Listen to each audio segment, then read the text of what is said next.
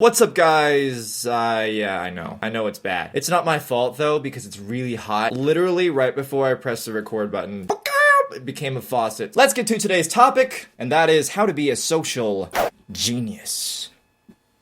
That was my Confucius beard stroke and flick. Girls have like the bend and snap. Us Asian guys, once we get our Confucius beard, which brings a lot of honor to the family. You get a Confucius beard, your family will love you if you are Asian. If you're white, that might be a little weird, but hey, you will get respect from the Asian community. Let's proceed to the topic. How to be a social genius. I'm not purporting that I am a social genius in any way, shape, or form. Quick example, I was on a date once and the girl was sitting in the passenger seat and I thought things were going well, you know, and I was just dropping her off and everything was going great, doing my talk and everything, and then I noticed that her hand was on the door the whole time. She wanted to get the out of there, man. Possibly her left hand buried in her purse, gripping tightly a taser. I noticed that and I was like, I'm retarded. So now that you know that much about me, why not take some of my advice? Alright, peeps, I have 3 nuggets of knowledge to lay down. Yes, I call them nuggets because, you know, nuggets are delicious. Who can deny that? Especially if they're shaped like dinosaurs or stars. Although if you get both and you mix and match them, you can pretend like an asteroid is coming down and it kills all the dinosaurs to eat all the dinosaurs first.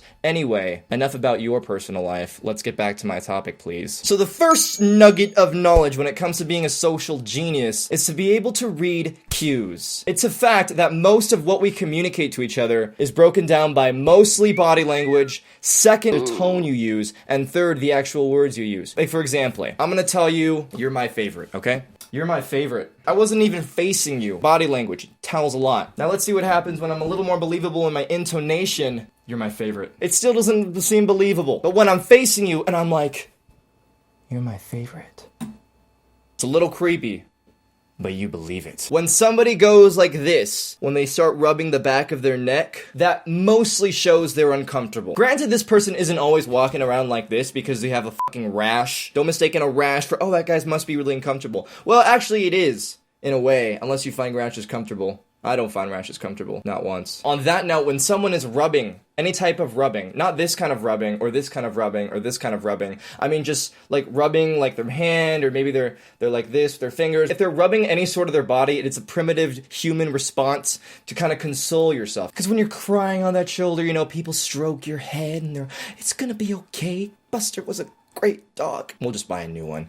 He's a great dog. We do that ourselves when we feel uncomfortable. Say you're talking about abortion, and all of a sudden you see everyone in the group go, then you know not to talk about abortion. Nugget of knowledge number dose. If you want to feel less self-conscious, if you want to feel more comfortable around people, think of it this way. When you're talking with someone and you feel kind of nervous around them, whether it is that special someone or your boss, if you want to feel comfortable, think about making everyone else feel comfortable. That's the trick. If you're with someone maybe a couple years younger than you and they were kind of nervous and they were in your zone, they were in your realm. Kitchen if you're a fry cook, your room if you play video games, dungeon if you play Dungeons and Dragons and you take it a little too far. It happens. Wherever you feel more comfortable, how would you make that person feel comfortable? Oh yeah, fun to see. Hey, how's it going? You talk to them as if you're trying to make them feel comfortable in your space. Here's the thing, to do that, you have to already feel comfortable. Your mind tricks your body into thinking, oh, you're already comfortable. That's why we're trying to make him feel comfortable. For example, if you're talking to, let's say, a 10-year-old, he's lost and he doesn't know what to do, he'd be like, oh, where's your parents? You know what? We're gonna go and find your parents right now. You sound self-assured, you sound reassured because you want him to be reassured.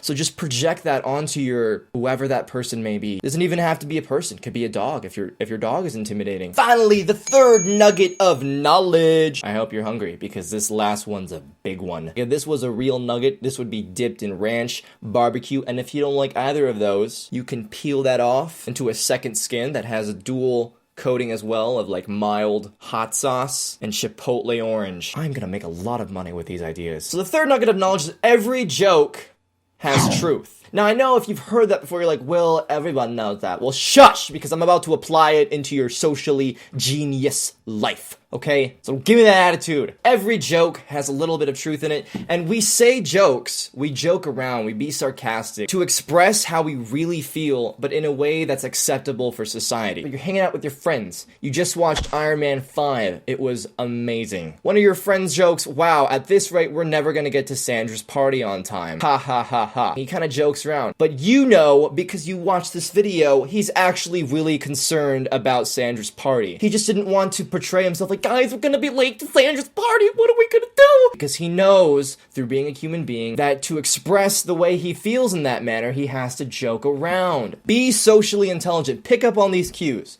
If someone looks uncomfortable, adjust. If you're uncomfortable, adjust. Life is a matter of perspective, people. For example, you see a water bottle, I see a very concentrated way to drown yourself if you're dedicated and if you're focused. You see scotch tape, right? I see... Well, thank y'all for watching. This was brought to you by Will O'Connor's Vlogs channel. And if you like this video and you want more content, feel free to subscribe. Sorry, I'm new at this. Don't judge. Nobody judge me. I ain't going back to prison. For every subscriber Will O'Connor gets, he will send you a personally handcrafted bomb. If you are not perfectly satisfied with your personally handcrafted bomb, keep it as our gift to you. Aren't we generous?